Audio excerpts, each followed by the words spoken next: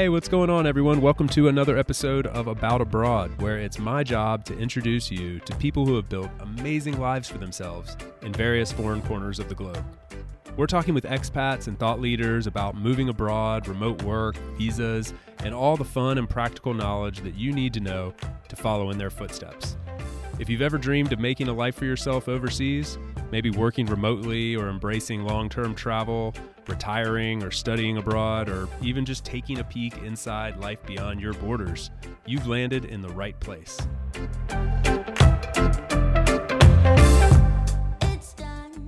This episode is brought to you by my friends over at My Expat Taxes. For my fellow Americans out there, we all know tax season is upon us, and for anyone who's ever had the pleasure of dealing with multiple tax agencies in multiple countries, you know this can be a challenging experience. That's why when it comes to dealing with anything tax-related abroad, I always recommend hiring a pro to help you navigate this unknown space. In my experience, this not only saves you time and spares you from the unnecessary headaches, it also has literally saved me thousands of dollars in taxes over the years. So I am super excited to introduce you to My Expat Taxes, a true pro in this space that focuses 100% on U.S. expat taxes. Whether you're filing for 2023, catching up on back taxes, predicting a future tax obligation for a future move abroad, or just looking for some guidance, My Expat Taxes has your back with speedy and affordable online filing options and real human accountants to assist you as needed. Join the more than 16,000 other Americans living abroad who have used their services by visiting myexpattaxes.com via the link in the show notes. My guest today is my new friend Giulia, who joins me from Japan, but this conversation takes us around the world, almost literally from Latin America up to Iceland, over to Sweden, down to Italy, and across the world to Nepal and even Japan, where Giulia currently is. So a lot of fun and world travels wrapped up into this. She is the co-founder of a pretty awesome organization called Remote-9. It's a community of digital nomads and world travelers that are going on highly curated, adventurous co-working trips around the world. So think motorbike trips through Nepal or hiking trips through Iceland and a variety of other pretty cool things that I think the About Abroad community will enjoy listening to. Giulia has great energy and a very intentional way of approaching world travel with like-minded people. So I really enjoyed catching up with her, and I think you all will as well. Please help me in welcoming Giulia to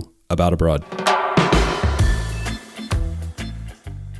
Your room looks so Italian, Chase. I'm glad you would notice that, I think, above most other guests. Yes, I'm in a very Italian situation here for our conversation today, up in the north of Italy. I think you know the town Trento. Have you ever been to Trento? Trento, I have. One of my best friends lives there, the guy who put us in touch. So it's a lovely, quaint little town. I'm sure you love it up there. Quick shout out to Bartholomew for connecting us. Bart for short, our mutual friend that put us in touch. You know, funny thing though, so when Bart and I first met, I actually, he told me about you. We were talking, random, like we were at like I think it's like an English Speakers in Trentino was the name of the group that kind of brought us all together. And we immediately got talking. We immediately hit it off. He's a traveling digital nomad from Naples, living here in the north of Italy, where I'm spending a few months. And we got to talking, and he said, "Oh, you should meet my friend Giulia. She's got this amazing company called Remote-9." I said, "I know Remote-9. I follow them on Instagram, and I've wanted to have them on my podcast." And he's like, "I want to have her on your podcast too. Let's make this happen." Oh my God. Oh, that's so nice to hear. Thank you so much. And he's been talking to me about you as well on the other hand. So yeah. I'm so happy it's to funny. be here. It's a small nomad world, isn't it? No, it is. Yeah. It's funny because I actually started following you originally because of previous guest here on About Abroad, Kathy from Wanderer's Wealth, known as Wanderer's Wealth. Yeah, who I'm literally in the middle of an email chain with as we speak. Like we had a call a week or two ago, just catching up. We're friends as well. She went on one of your trips to Iceland, so that's how I originally found out about you. And I thought, this is an amazing concept. Thank you so much. Oh my God, Kathy, I'm gonna text her after this just to say hello. Yeah, she came to us. She came to Iceland with us in May last year.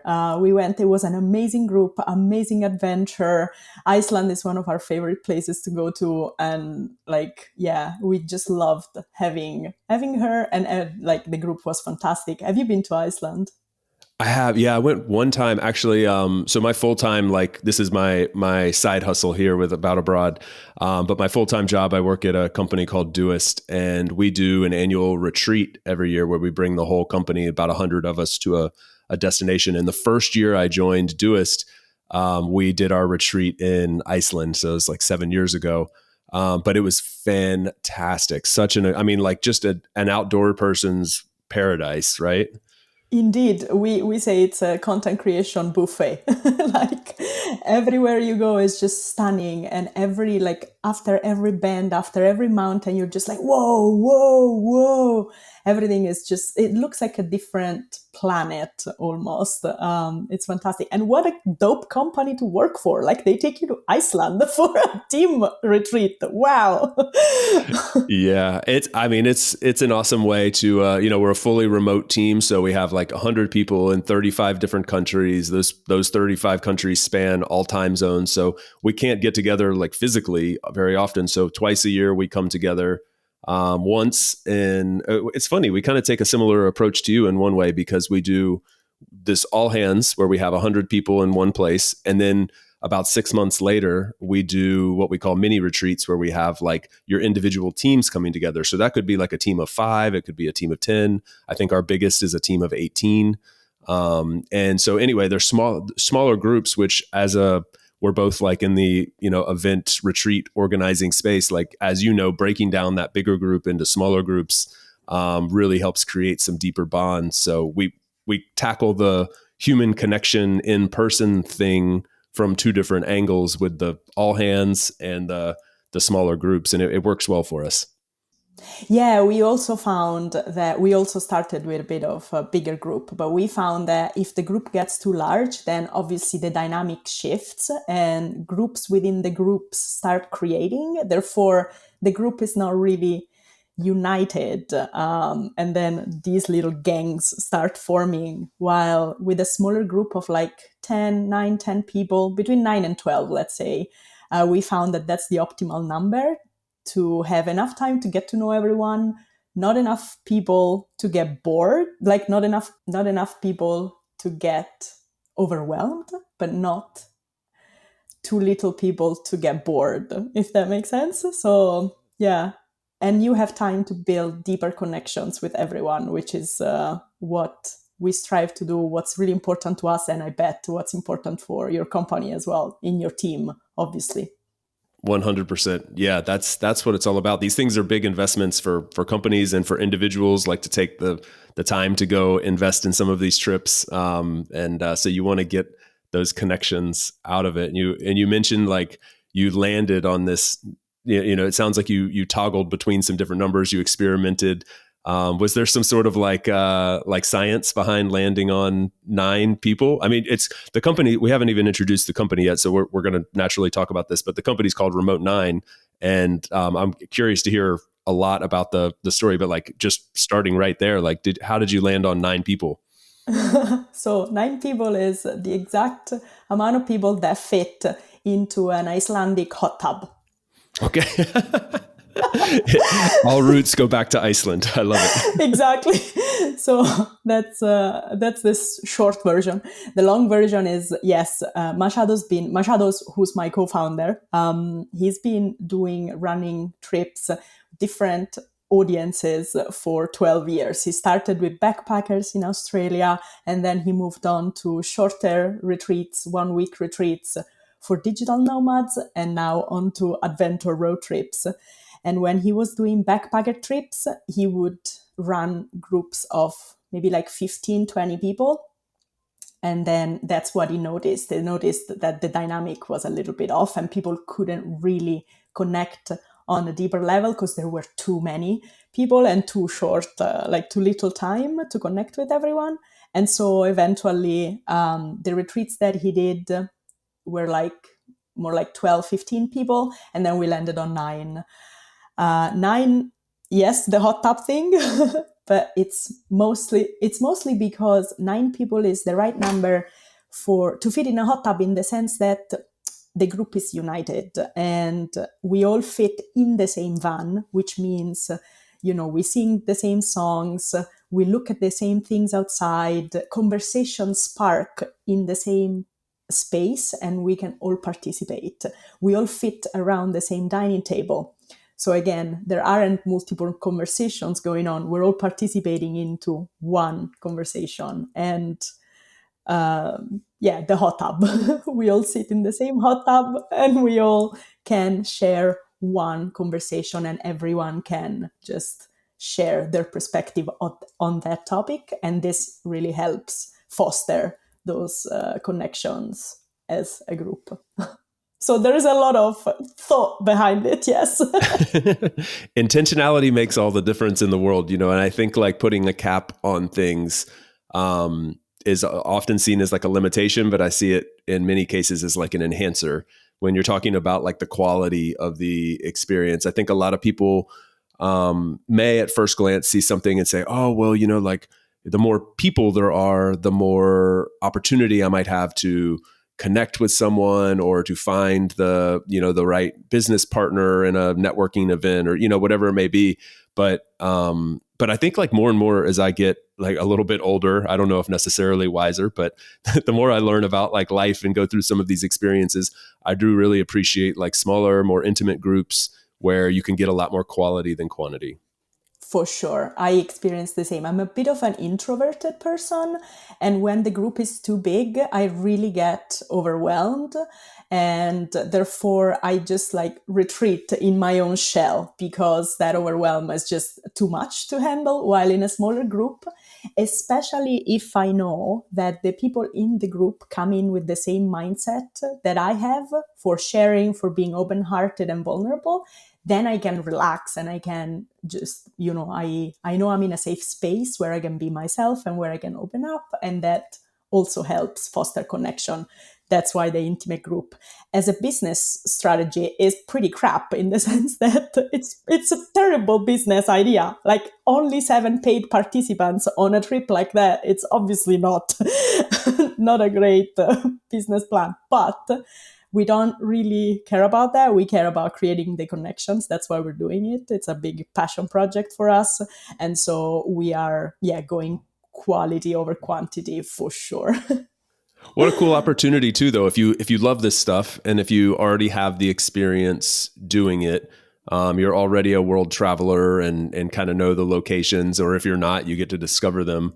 And then along the way, you get to like connect with awesome people that you kind of hand pick and curate to create the right dynamic for a group. Like to me, I mean, I don't know, we're of the same mindset here. Like that just sounds like pure fun to me. So if it makes some money, if you get to, if you're doing what you're passionate about, and then also getting to like live your dream to travel the world with awesome people on epic adventures. I don't know. Sounds like a great business model. Right? It's a hashtag dream job. Hashtag dream job. Yes, exactly.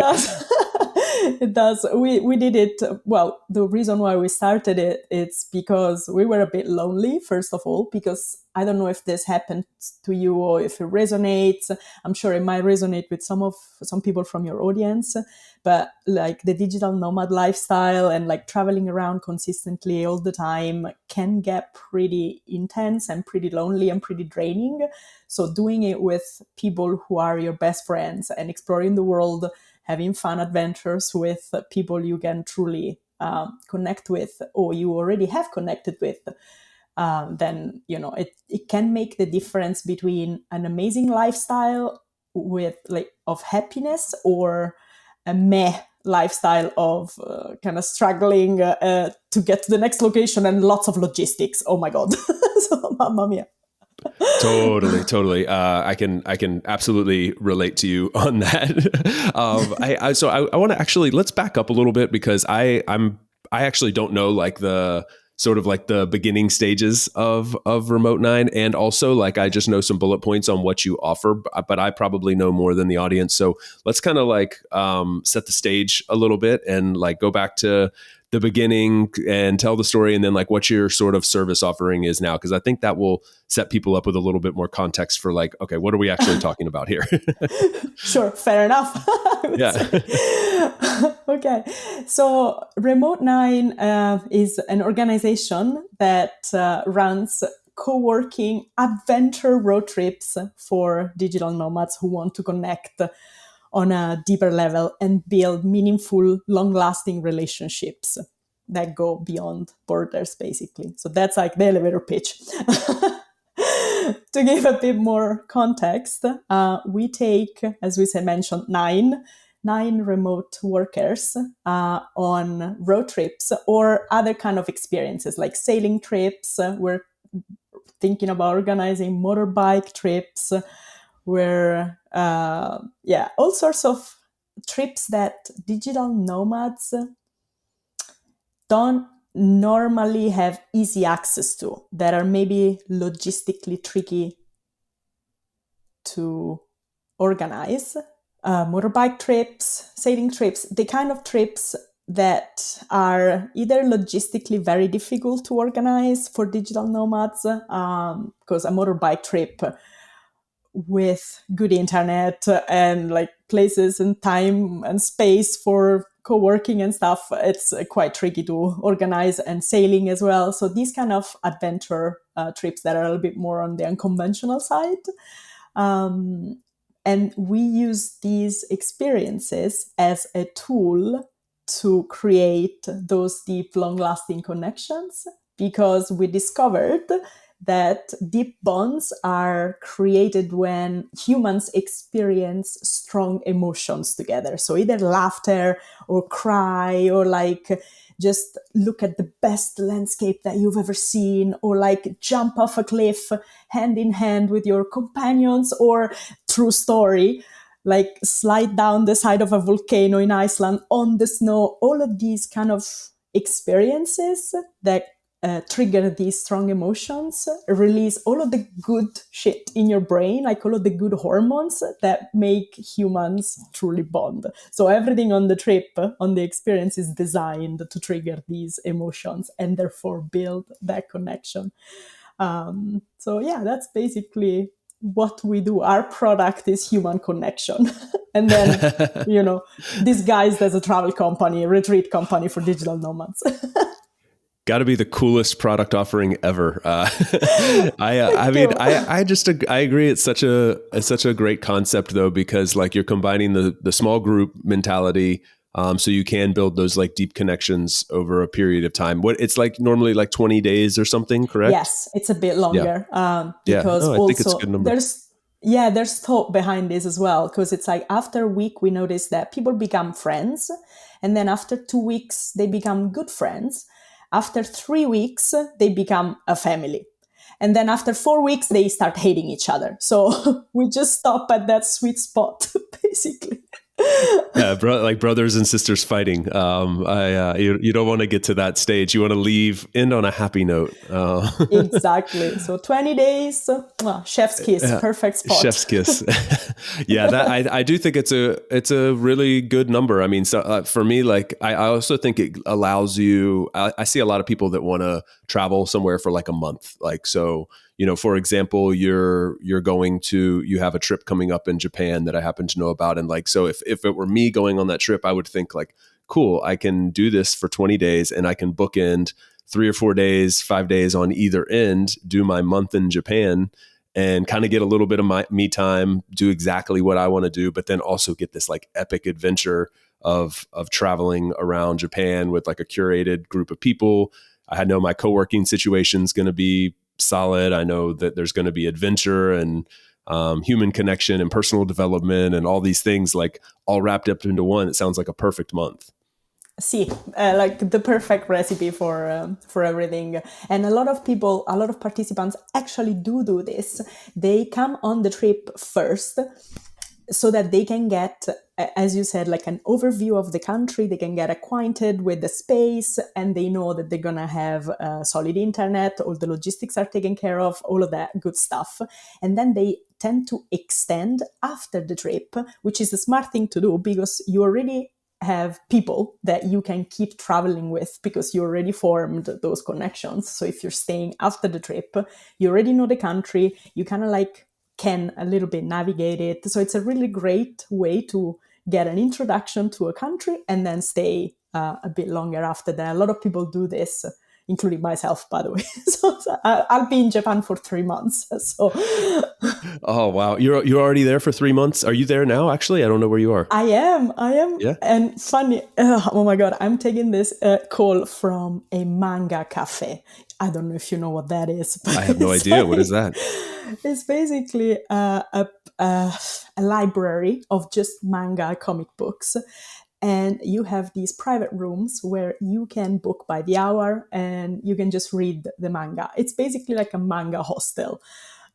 So yeah, it's like I feel like Japan has a lot of these kind of things, like where you can book like little pods to sleep in, and like that you can book lots of little spaces in Japan.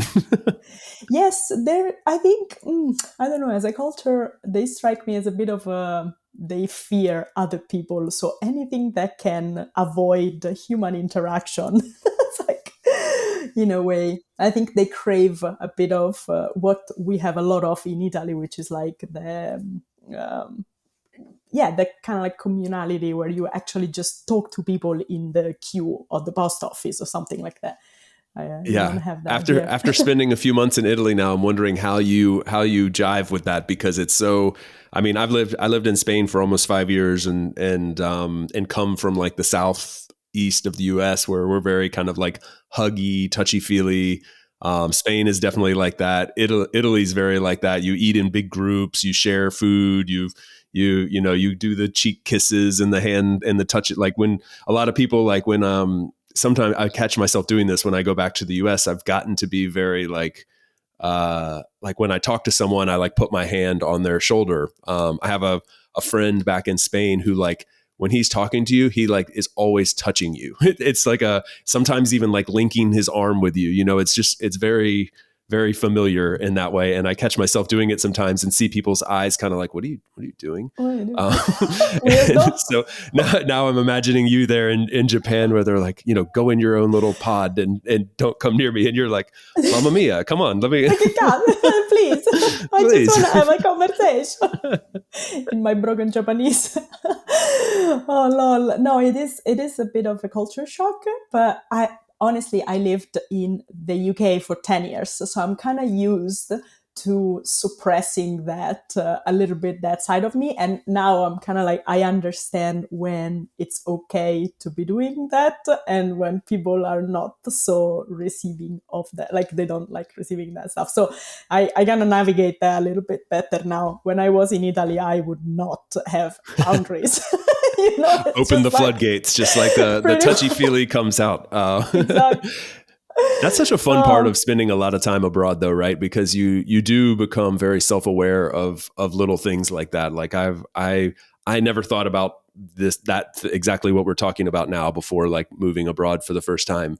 And I don't know, there's some like just kind of like baked in growth that comes along with this lifestyle that you don't actually plan for. I don't think it's like part of the journey that you're expecting, but upon reflection, you realize like, wow, I've come to know something about myself that I didn't realize before, or like I'm just aware of how different cultures interact with each other. And I don't know, there's something fun baked into that awareness.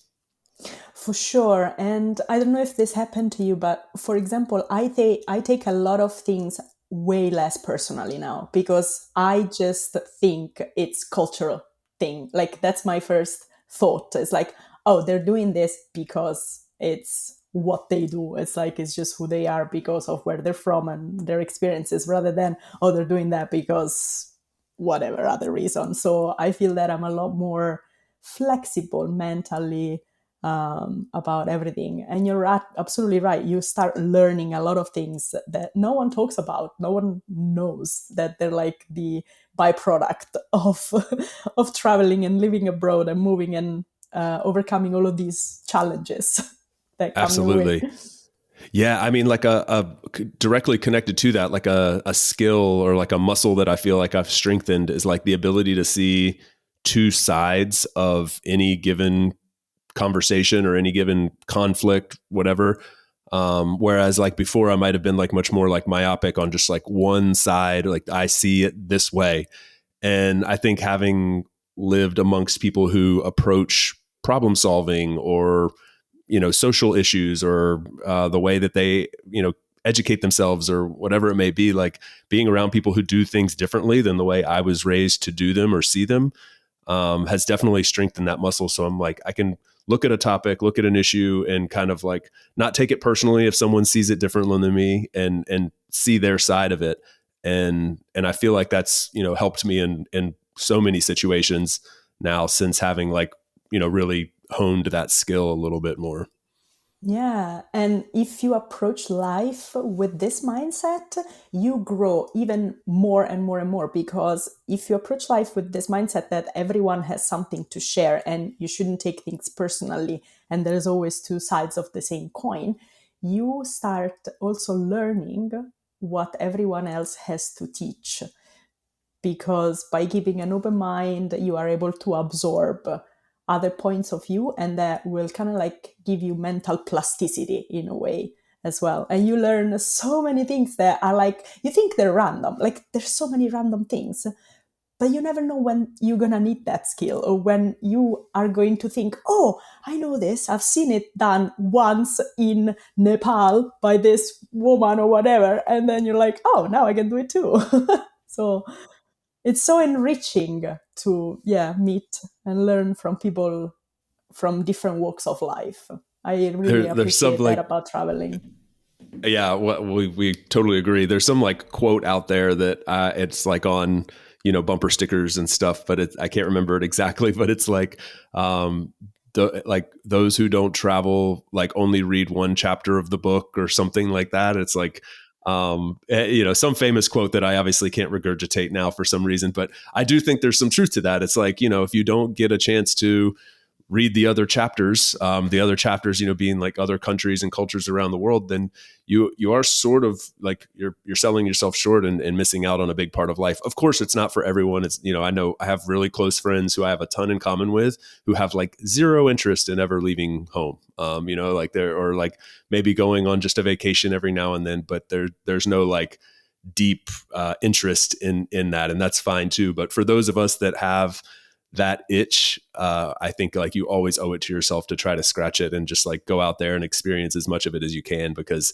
not only is it fun and adventurous and you get to make cool connections and stuff, but you do actually like learn and grow a lot. And it's probably a part of this lifestyle that you don't hear people talk about as much. Like we're more about like the adventure and the Instagram pictures than we are about the deep personal growth that comes along with it. But I totally think it's an undersold aspect. For sure. They go hand in hand. And if I can add something to that, I see it even more philosophically in a way, in the sense that I see it as the next step in the human evolution in a way, because it's like the more people grow, the more they can teach other people how to grow. The more people experience and learn, the more they can teach others. And this kind of creates a ripple effect. If I teach you this thing and then you teach it to the other person and then everyone is going to be more aware about things and everyone will grow personally, and therefore we all grow as a species. Yeah. It sounds very philosophical and very like but I appreciate it. I appreciate you bringing some intelligence to this show. I'm normally on here just jabbering on about traveling and leaving digital nomad visas and stuff. So you took About Abroad to another level. We'll be right back to the show after a quick break for a note from our sponsor. This episode is brought to you in partnership with my friends over at Remote-9. If you're planning a retreat, offsite, or group gathering of any kind this year, I highly suggest tapping into their extensive knowledge and experience to help you find the best possible venue for your event. I work with Kim, who has become my trusted advisor when it comes to planning any event around the world, and she's literally saved me hundreds of hours of work and has located venues I never would have found on my own. She even provides me with budget breakdowns and cost estimates for each each location I'm interested in and negotiates contract terms on my behalf, all for free. If it sounds too good to be true, I thought the exact same thing at first, but I can assure you this is the real deal. Lamont is paid by the venues, not by you. So there's no cost, risk, or obligation here. So do yourself a favor and contact Lamont via the link in the show notes when you're planning your next group retreat, offsite, or gathering. Before we dive back into the rest of the interview, I have a small favor to ask of the audience. If you are enjoying this episode and getting some value out of it, then please follow these very simple instructions. Step 1, pick up your phone. I'll give you a second. Step 2, leave a 5-star review for About Abroad. That's it. That's all I'm asking. It takes about 2 seconds. Of course, it is completely free to you, and it is the best possible way to support myself, the show, and everyone working on About Abroad behind the scenes. The funny thing is that there are thousands of people tuning in to this show every single week, but we are very likely to only get a few reviews by industry standards, and reviews are the most impactful way that you can show support for the show. So if you have the time, please do so. And either way, I hope you enjoy the rest of this episode.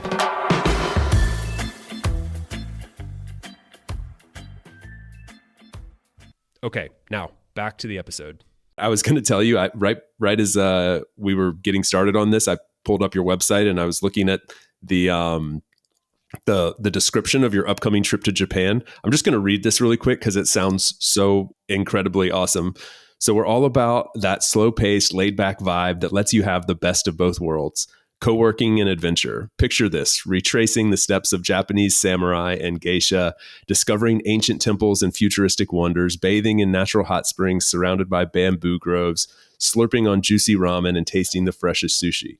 And when we're not out there having a blast, we can kick back, relax, and watch some anime or sing our hearts out and drink sake in a traditional karaoke bar. Sign me up. Sounds epic. Oh, I had that on the other screen here, and I'm like, oh my God, listen to this. Like, this sounds super, super fun. So that's the trip that's coming up in Japan, or you're already in Japan, but you're hosting like a couple there over the next few months. Is that right? Yeah, we're hosting one in March and one in April. I'm already here scouting the places, making sure, the logistics are solid and all of that stuff. Wi-Fi nice. Wi-Fi is solid. Hashtag dream job again, Yeah. Hashtag dream job. I'm just waiting for the amazing people to come here. We've been interviewing them over the last month or so. So because we highly curate the group, we have calls with everyone. And oh my God, such amazing humans are about to just like turn up in Japan and trust us with their hearts, basically. And they're just like, yeah, take me to Japan. And they're so amazing. I cannot wait to meet them in person. We've had stunning interviews. Just my heart is so full of like gratitude. That's so cool. For these people and this lifestyle and this everything. I love that. Like, how do you curate the group? Like, are you obviously that means you're accepting some people, declining others, but like, what are you looking for in a given group? And does that change location to location? Like, is there a theme or something, or is it generally like the same type of demographic that you're looking for? And what does that demographic look like? Like, what, I think that could be interesting for people to know.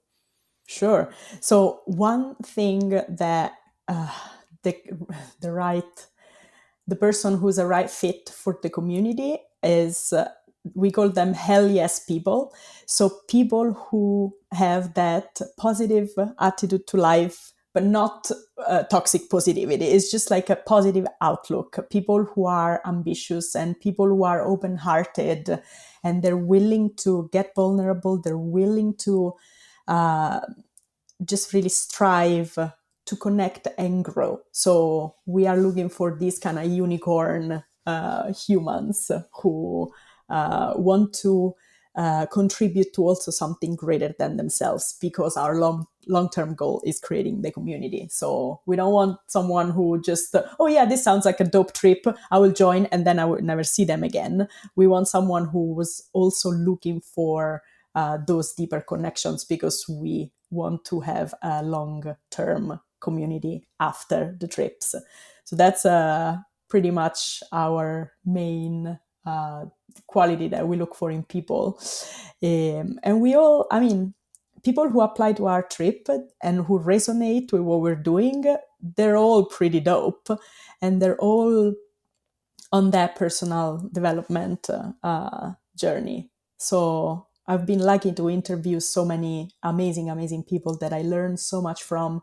And it's really hard to make a selection because obviously we only have 7 spots. Sometimes participants come back. So maybe sometimes we have 5 spots for new people. And my heart breaks every time I have to say no to some amazing human just because there's someone else that's even more amazing. So, yeah. When you're But hell vying yes, for just a people. few spots, yeah, I mean, it's understandable, a little bit of competition. I know. But Quality I over imagine that it's quantity. tough. Yeah. Yeah. Quality over And do quantity. you see that often people, so some criteria that people might be, you might have is, I'm assuming, they're able to work remotely, which means generally they're working. I think that's a important element or distinction because, if you're not working, then and everyone else is, it creates a little bit of a different dynamic. So I think that's an important point to point out. Like if you have remote work, you can go on this trip, like it's more of a fit for you. But do you have people that are in like the job seeking phase or kind of just trying to figure stuff out and maybe going to use that time for reflection and networking to a degree? For sure, actually. As long as they are in the job seeking phase, but they embrace the digital nomad lifestyle. So, like the location independent lifestyle, as long as they live that location independent lifestyle, a lot of people come on the trips, especially because they're in that phase of their lives when they're trying to figure out what to do next. Maybe they just quit their jobs and they want to start their own businesses. We have so many participants who are like that. And the reason is because it's such an inspiring environment.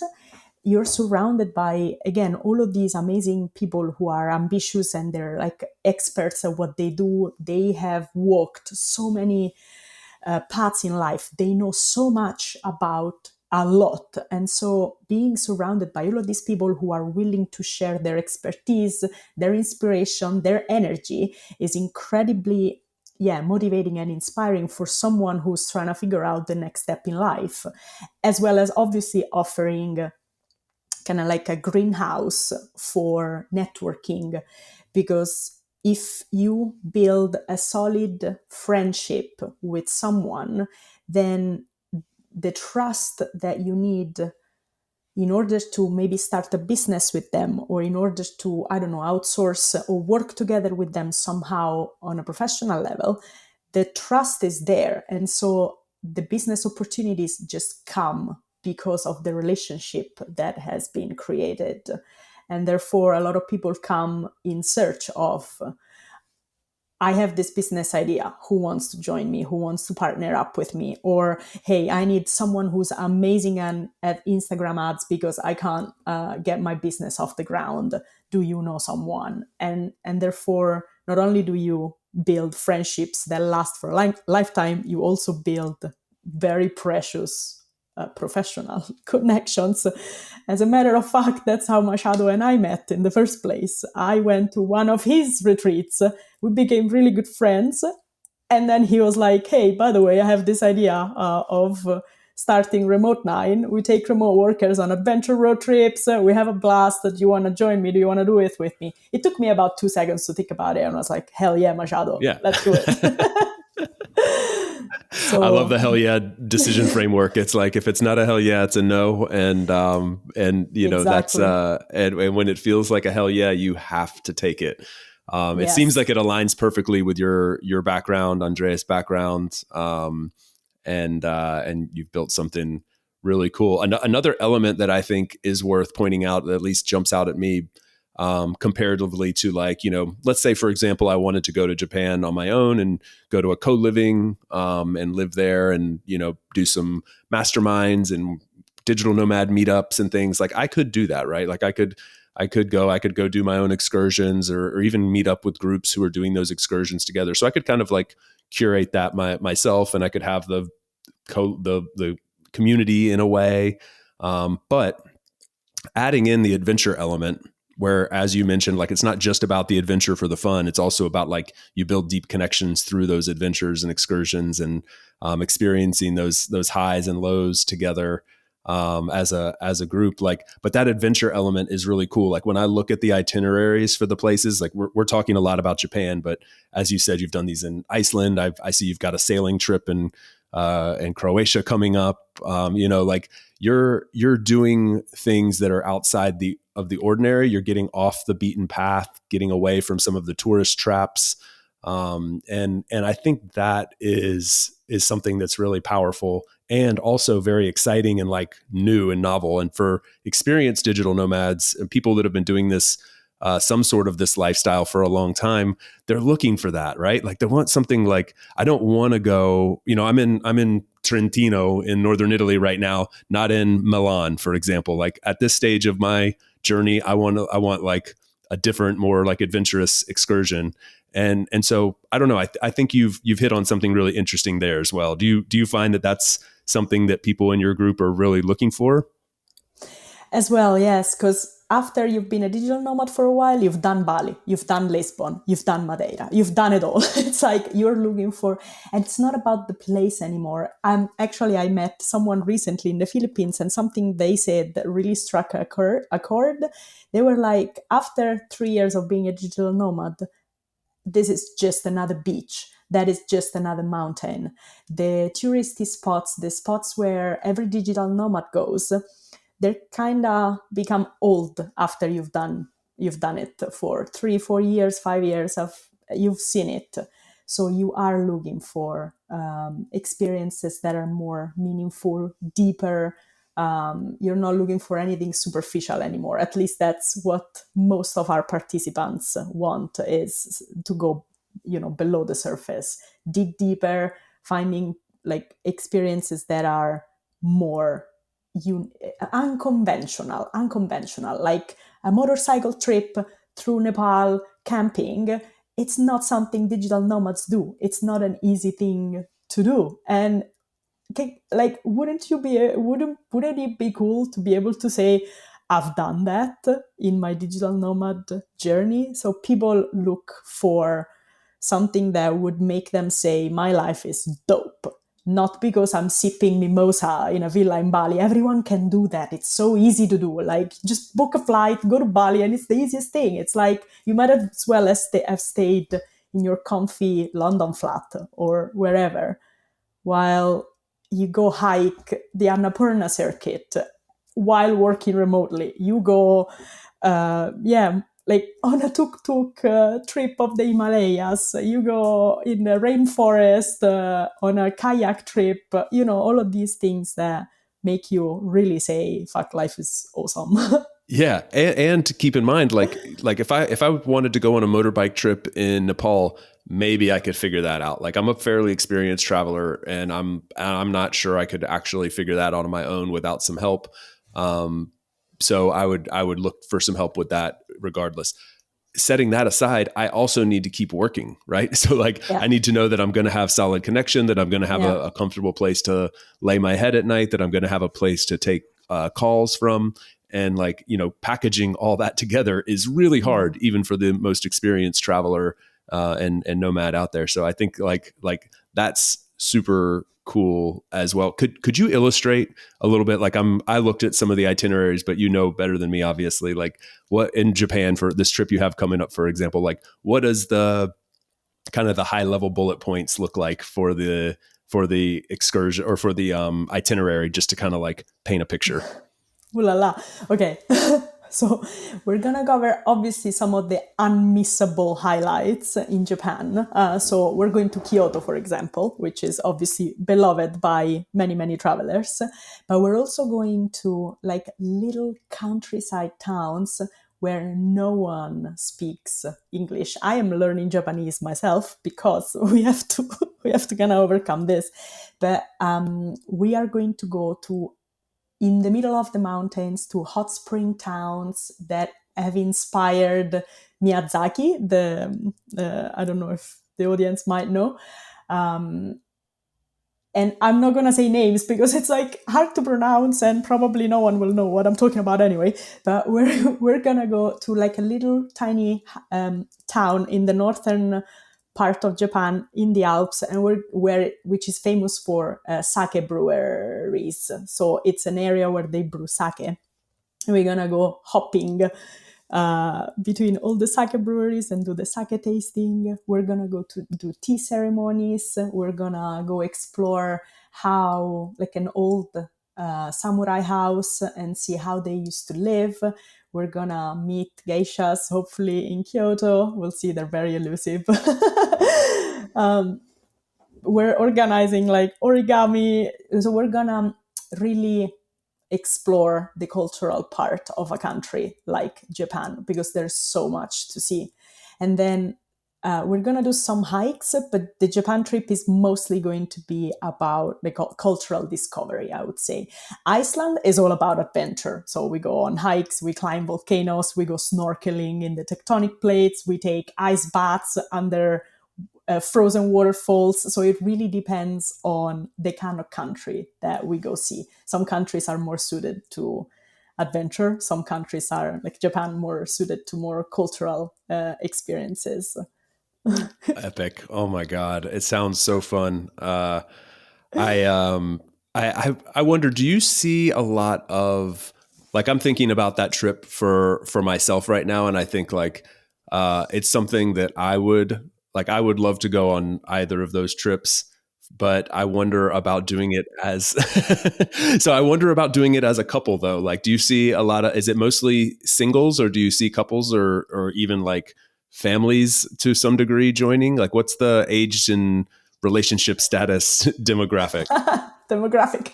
So we have people joining between, let's say, late 20s to actually we had people in their 50s as well.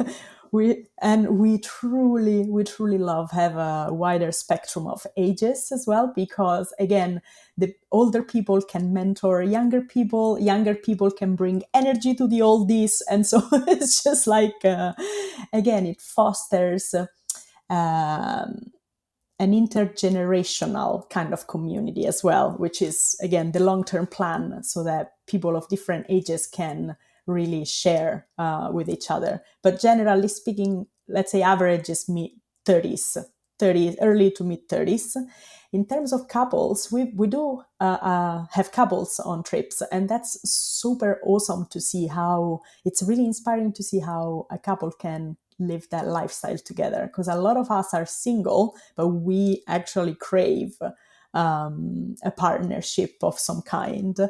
And a lot of us are a bit discouraged by the fact that dating in the digital nomad world is a little bit tricky.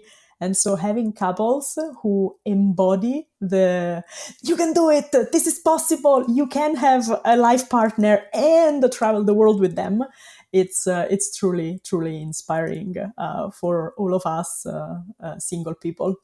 So I think I just realized why I asked that question. So I had some like subconscious thoughts going on there, and there were two subconscious reasons. One was, and there's a question baked into this comment. One was because the schedule sounds awesome, and I could foresee me, for example, wanting to do like almost everything on the itinerary, but perhaps like in some cases my wife would opt out, like, oh no, that's not for me.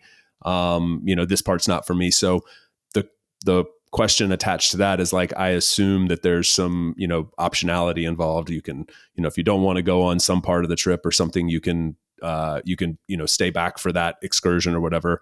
And then I guess the second part is because there's only 7 spots. There's 9 people total. You and your partner in the business occupy 2 of those spots. So only 7 spots left. And if you have a couple or two, like you've already eaten up a large percentage of the group, and there's already like a connection there. So I was wondering, I guess subconsciously, like if you optimized for individuals to avoid that situation.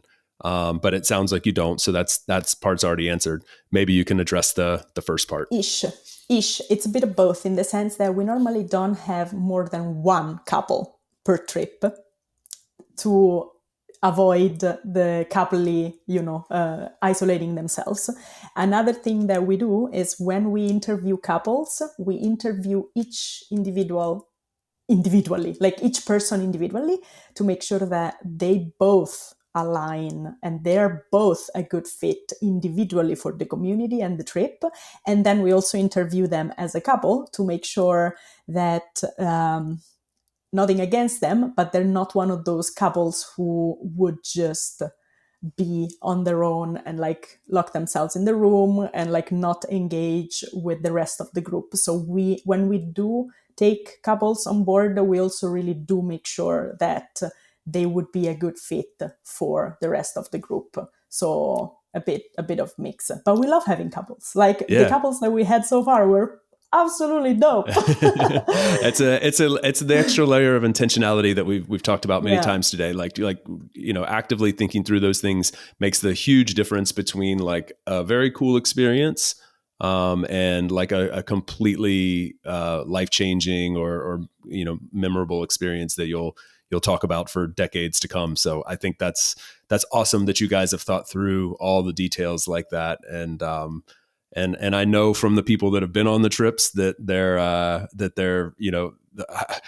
everyone walks away impressed. So I think you curate like every detail to the nth degree, which is awesome.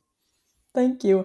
And to add one more thing to the couple thing, I feel that a lot of the couples that we've had, they crave other connections outside of the couple. So it's really an enriching thing for the couple as well, because they get to build relationships with other people. So we've had actually funny thing. I just received a WhatsApp photo from one of the couples that we had on board. They came with us to Iceland and then back with us to Indonesia as well. So we know them very well by now. We hang out a lot. They're from the Netherlands. They're amazing videographers. And they just went to the US and they met up with two other participants from the Iceland trip. So they're now all together, like just chilling, enjoying the US. And they're just very grateful that they get to have friends outside of the couple. So it's like a win-win situation for everyone. Amazing. I love it. Yeah. Those like the deep relationships that last beyond just the 20 days together are the icing on the cake, I think, because, if you can meet some others and like resonate with where they're coming from, make some connections, keep those going into the future. That's been such a fun part of doing this for a long time. Is like, I was talking with another guest that we just had on the show a couple weeks ago, Nathan, and he was saying the same thing. Like this year he's traveling basically just to like meet up with people that he's connected with over time, and he's going to weddings, he's meeting up for people's birthdays, and like we're talking in like various corners of the world, and so that's like a part of this whole lifestyle, I think that's probably also underappreciated early on, but something you really start to appreciate over time is like you end up building these deep connections with people all around the world, and you get to meet up. It may not be every year, it may not, maybe every several years, sometimes more frequently, but like that's been extremely rewarding for me, and just a lot of fun. Yeah, we found that sometimes it's really hard to keep those connections alive. So one of the things that happened to me at the beginning is, yes, you meet a lot of amazing people. Yes, you spend maybe like 2 months together in the same place and you really connect and you build that friendship. Personally, often, unluckily, it just fades away after a while, because maybe like you go somewhere, they go somewhere else. So yes, you do still keep in touch over Instagram and stuff, but not really to a point where the relationship can grow really deep. So something that we do personally is we host gatherings, like informal gatherings, let's say, non-profit. We do community nurturing events. So like one of the members from our community, who's one of my best friends, she has an amazing countryside house in the forest of Estonia, and she lets us use it to gather the community.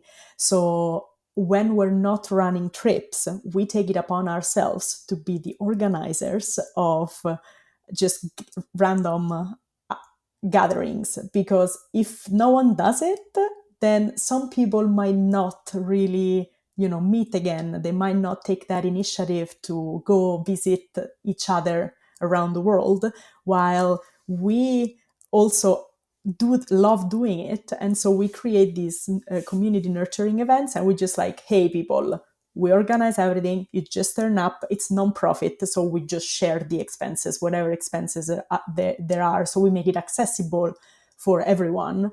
And yeah, it's just an excuse to meet up again, keep nurturing their relationship. And we do it all around the world as well, so it's like it's an itinerant community. If someone wants to keep joining the events, and a lot of people do, not only do you get to explore different parts of the world, but you also get to travel with your best friends. So it's hard for someone to be able to kind of like do this on their own. There's only so many, days in a year, even if you work remotely. If I was in Mexico last year, I'm not gonna go back to Mexico this year. Probably there's so much more world to see.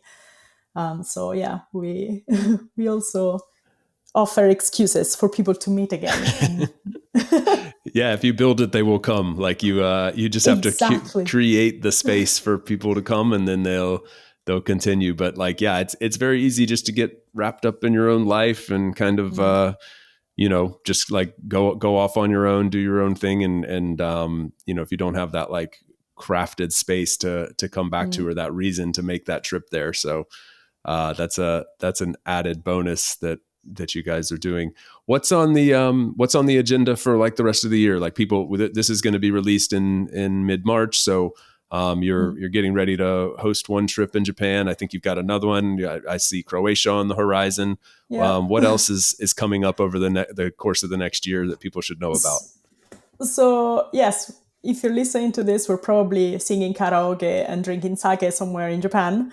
But what's up next is in the summer. Summertime is the time when we do not run trips, but we host these nonprofit events for community building and community nurturing. So we will probably be in Sweden hosting a Remote-9 gathering just exclusively for members of the community. And it's a co-living type situation. We're going to be there for maybe a month, and people are free to come, free to stay. And it's an excuse for them to come meet the people who they went on trip with, meet the other members of the Remote-9 community, and again, just strengthening those relationships. And then we're probably going to go to Italy because I'm from there. We have a hub in Italy. We have a space where we can go and again do some co-living and just chill community events where we get to hang out. And this is how we spend our summers, basically just organizing co-livings and fun things. And then in the fall is when we run the second batch of trips. We have Croatia planned, sailing 20 days. Oh, I'm so looking forward to that. It's gonna be amazing. Is it 20 days on a boat, or do you like and like where do you work for that? It's 2 weeks on a boat, 14 days, and 3 days in a villa before we jump on the boat. So it's 3 days to get to know each other in a villa, and then we get on the boat for 2 weeks. We work from the boat. Nice. So that's okay. the cool part. So that's the cool thing. We work from I thought the it was boat. cool. I It's work from my very camper laid back. van sometimes. I have Starlink in the camper van, and so I'm able to work from that. And that kind of blew my mind when that started working. But you're doing it from a boat in the Adriatic. That's a different level, Giulia. Imagine I just picture myself answering my emails and my feet are kind of like dangling off the side of the boat, and I'm having my morning coffee with the sunlight on my face and like the breeze in my hair. Oh, I love boat life. Like I could be on a boat forever, and I'm there answering emails. So that's the kind of vibe that we're going for. And then 2 minutes after, I jump in the ocean and we go explore some kind of random place like Jack Sparrow style. Nice. It's gonna be fun. Oh, that's awesome. So you can get like strong enough Wi-Fi out there to hold a Zoom call or something like that. I mean, That's Yes. incredible. And we also have Starlink as a And you backup, have Starlink obviously, because as a backup. for sure. Okay, so you have like a router on the boat. We have a few internet options. We have Cool. hotspots, so we have routers on the boat. We have Starlink, so that we can make sure that we're covered. It's an important part of what we do. Is like we take co-working, trips, meaning the co-working situation needs to be spot on. I know. Do you know this is super productivity nerdy of me, but do you know the Pomodoro method by any chance? Yeah. Oh my Yeah. God, Machado swears by it. He lives by that. It is so awesome. So for anybody that doesn't know, it's like, you basically the idea is to work in like sprints, and then you have like a little break. So like, I'm going to work in a 50-minute sprint and then take a 10-minute break, and you have like a timer that clocks that. And so anyway, I'm just imagining, I use the Pomodoro method, and I'm imagining doing like my 45-minute sprint on emails or writing or whatever, and then like my 15-minute break being like diving off the boat and swimming in the sea, and then like getting back to it. I would look forward to my work day. I'd be like, this is going to be amazing. Yeah. I'm gonna every 45 minutes I'm going for a swim in the sea. Yes. So that sounds epic. That's exactly how it's going to look like. Or you just starfish on the boat, sunbathing, or read a book or whatever. Yeah, it's boat life. And then we learn how to sail as well. So that's also really cool. If if people have never done it, that way they can learn a little bit about sailing. It's super fun. Wow. Oh man, It's a so workout cool. as well. Yeah, you're getting some exercise and Yeah. some vitamin D. I like it. All right, cool. Thank you. I might have to look And into then, that one. And I hope About yeah. Abroad listeners will as well. Yes. Any others coming up? So after Croatia, we're going back to Iceland.